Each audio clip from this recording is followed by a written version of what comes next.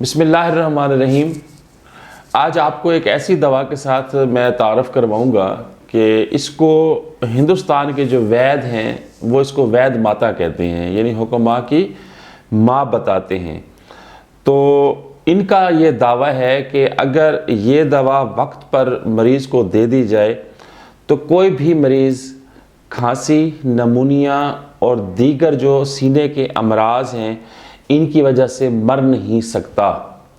तो उस दवा को होम्योपैथिक में भी इस्तेमाल करवाया जाता है और उस दवा का नाम है जस्टेशिया ओडोराटा। जस्टेशिया ओडोराटा।